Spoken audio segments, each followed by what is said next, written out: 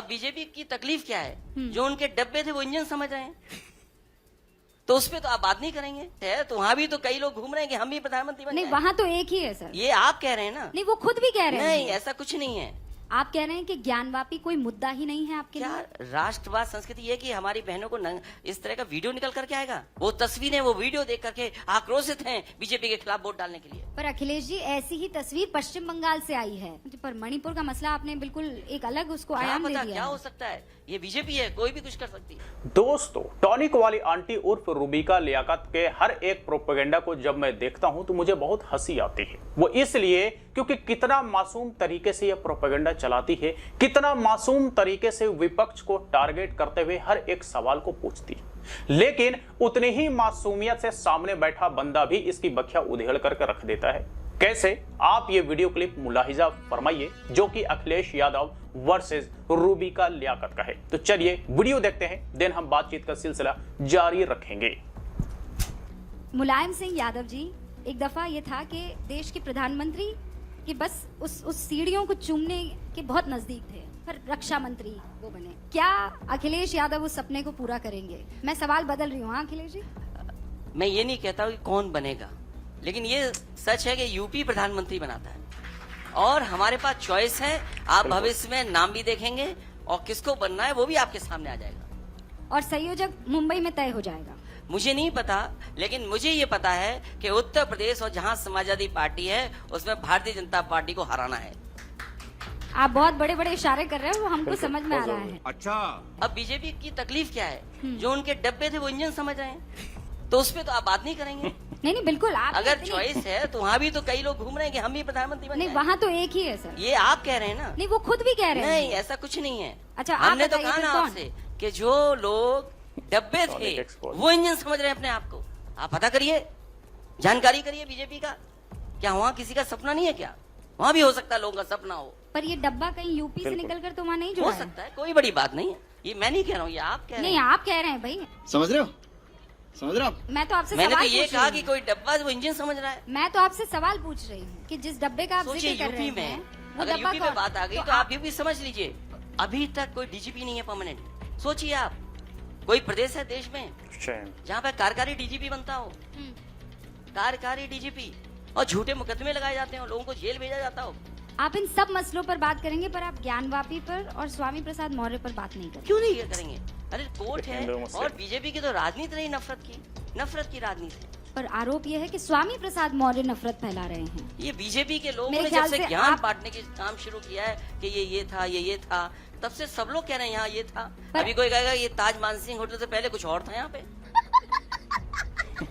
ये जमीन किसी और की थी, बहुत जल्दी आपको मिल जाएगी। Perfect reply. पता नहीं क्या चल रहा है।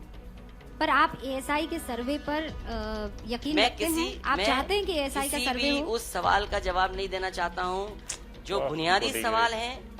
किसान की आय दो क्यों नहीं हुई, 2 गुना? आपने नौजवान को नौकरी रोजगार क्यों नहीं दिया?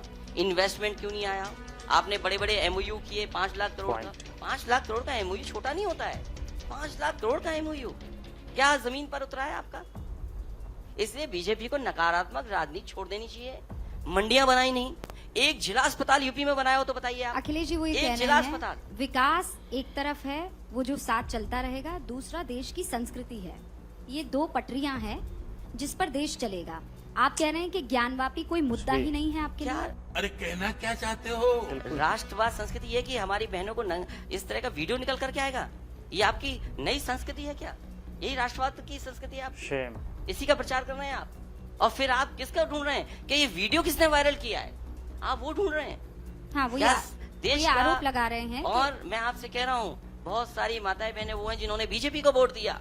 वो तस्वीरें, वो वीडियो देख करके आक्रोशित हैं बीजेपी के खिलाफ वोट डालने के लिए। पर अखिलेश जी, ऐसी ही तस्वीर पश्चिम बंगाल से आई है।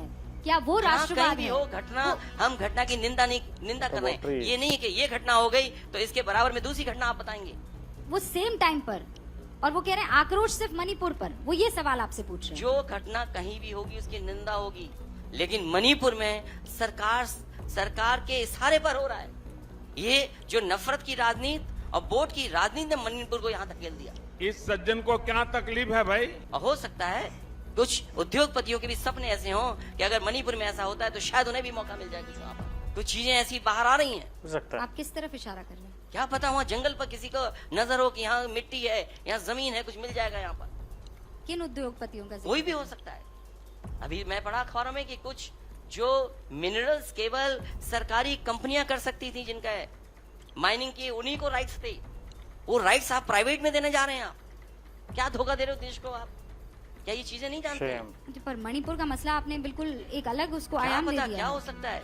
ये बीजेपी है, कोई भी कुछ कर सकती है। बात तो सही है। 2024 में यही बीजेपी है जो कह रही है हम 303 पार जाएंगे, यूपी में तो नहीं होगा। यूपी बिल्कुल। माइनस कर दीजिए आप, तो फिर कहाँ से 303? सरकार नहीं बनेगी उनकी।